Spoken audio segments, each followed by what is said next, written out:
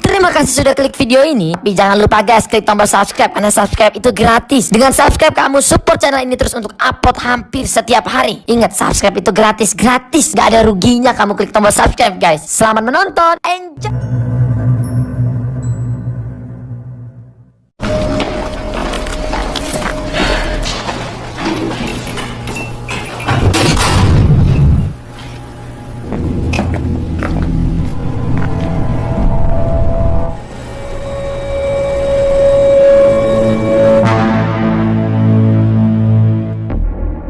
Halo Urbaners dimanapun kalian berada, sawadikap. Semoga semua selalu sehat dan air galon di rumah kalian masih aman. Kali ini lagi-lagi saya akan merangkum film bertema permayatan lagi.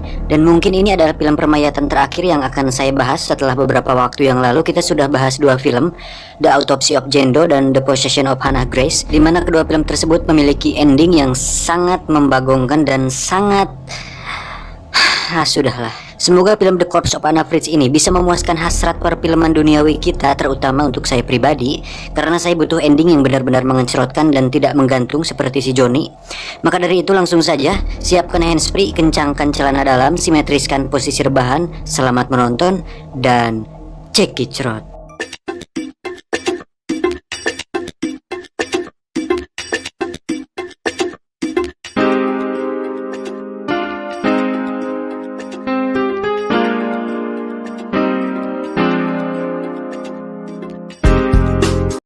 Mallorquín Pau Balaguer, que combina Ha sido encontrada sin vida en el baño. Film ini akan menceritakan tentang seorang aktris dunia yang sangat terkenal bernama Anna Fritz yang tewas misterius di kamar mandi saat pesta berlangsung. Scene dimulai dengan narasi dan seorang petugas rumah sakit yang membawa jenazah Anna. Petugas itu bernama Pau. Ini dia. Si Pau ini pun secara sengaja memotret wajah Anna dan mengirimkan foto tersebut kepada teman-teman dekatnya. Kedua temannya, Ivan dan Javi, tertarik untuk melihat jenazah Anna. Kecil, las dos, las chicas son planas. Dan dari sinilah semua malapetaka dimulai. Sekedar catatan bahwa sosok Anna Fritz dalam film ini diceritakan sebagai aktris yang sangat terkenal dan sangat diidolakan, sehingga kesempatan langka untuk melihat Anna Fritz secara langsung tidak disia-siakan oleh Ivan dan Javi, walaupun dia sudah jadi mayat. Pau pun diajak minum amer dulu oleh Ivan dan Javi agar mentalnya menjadi lebih berani, karena Pau ternyata sedikit ketakutan dengan resiko kehilangan pekerjaannya karena membawa Ivan dan Javi ke tempat kerja.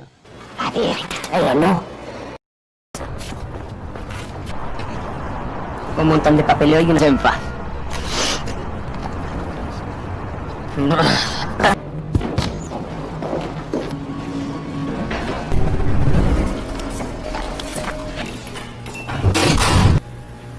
Masuklah mereka ke ruang mayat. Saat kain dibuka, betapa kagumnya mereka bisa melihat Anna Fritz secara langsung. Lleva pocas horas aquí. Mira, Fritz. Ivan pun langsung meraba mountainnya si Anna dan itu sangat gila. Mayat loh itu. Agar suasana semakin meriah, Ivan pun mengeluarkan narkoba yang sudah dia bawa, dan mereka pun mengkonsumsinya. Setelah agak ngefly, Ivan pun kembali menghampiri mayat Anna lagi.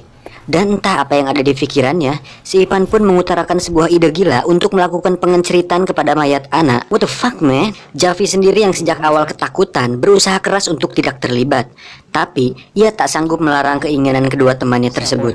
Akhirnya, Ivan pun melakukannya. No se la va a tirar.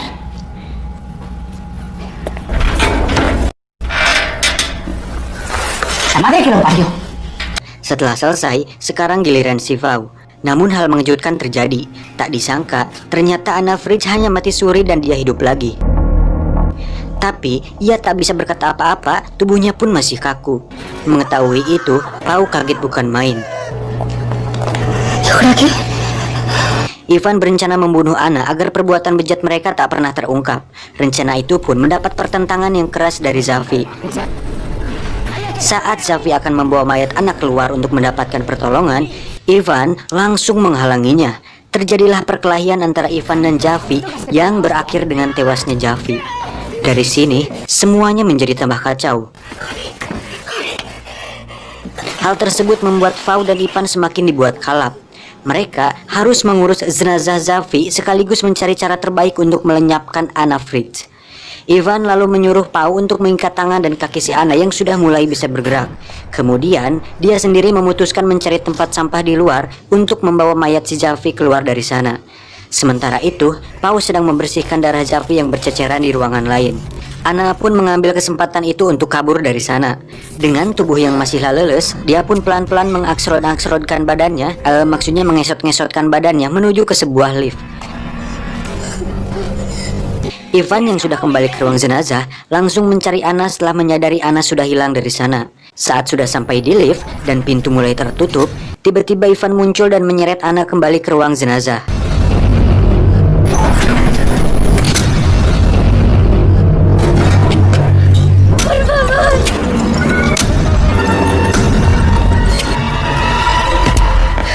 Karena sudah kagok edan, Ivan pun menyuruh Pao membunuh Anna.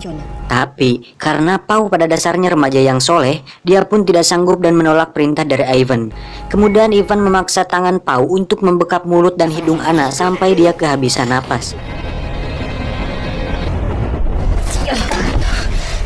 Ketika masalah si Anna sudah beres, Ivan pun membawa mayat Zafi keluar dari sana. Pao kemudian merapikan dan membereskan pekerjaannya. Tapi saat dia akan pulang, tiba-tiba Anna batuk. Saat dicek, ternyata Anna masih hidup.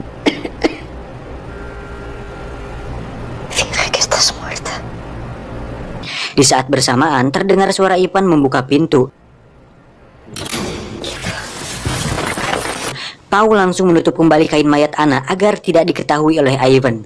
Mereka pun pulang. Saat sudah beberapa meter dari ruang jenazah, Ivan pun baru menyadari bahwa kartu member Alfamartnya tertinggal di ruang mayat. Mengetahui hal tersebut, Pao berusaha mencegahnya, namun Ivan tetap kekeh.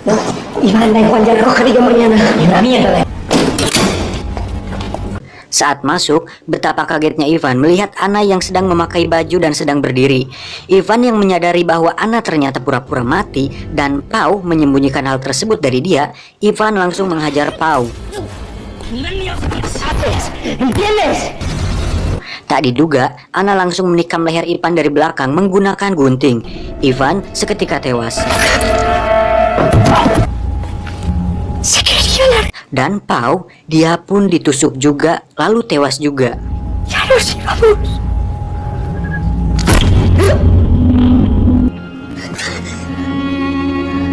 Terakhir, dia menusuk perutnya sendiri.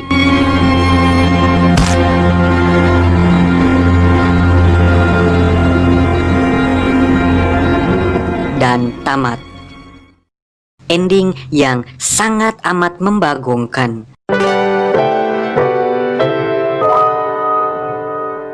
Rangkum film kali ini mungkin terasa singkat karena memang alurnya sederhana dan lebih banyak diisi dengan dialog antar pemain. Tapi terlepas dari bagus atau tidaknya film ini, banyak hal sebenarnya yang menjadi tanda tanya bagi saya pribadi. Di antaranya, bagaimana Anna bisa hidup lagi? Mungkin mati suri, oke lah bisa. 2. Bagaimana kondisi mayat yang hidup lagi bisa ngesot dan dalam hitungan jam sudah bisa berjalan dan berdiri? Secara medis dan ilmu kedokteran mungkin itu bisa saja terjadi. Oke lah, siap. 3. Ini yang paling membangsatkan. Mengapa Anna bunuh diri di saat ia telah memiliki kesempatan besar untuk hidup dan dia telah berjuang berkali-kali untuk hidup? Nah loh, apa karena dia merasa kotor dan tidak mempunyai hasrat untuk hidup lagi? Itu semua tidak dijelaskan dalam film. Dan menurut saya karakter Anna Fritz juga tidak tergali dengan baik di film ini. Setidaknya Jendo dan Hannah Grace masih diberi clue lah di dalam filmnya. Tapi terlepas dari itu semua, pesan yang bisa kita ambil dari film ini adalah bahwa terkadang kesenangan yang bejat dan menjijikan dapat menjadi awal kehancuran. Bahwa perbuatan jahat hanya akan melahirkan perbuatan jahat berikutnya. Dan sejahat-jahatnya orang pasti jahat. Di sana mountain, di sini mountain, di tengah-tengah ada limban. Anda bingung, saya bingung, mungkin kita harus sebat. Saya John undur diri dari hadapan Anda. Terima kasih, salam pengangguran Indonesia.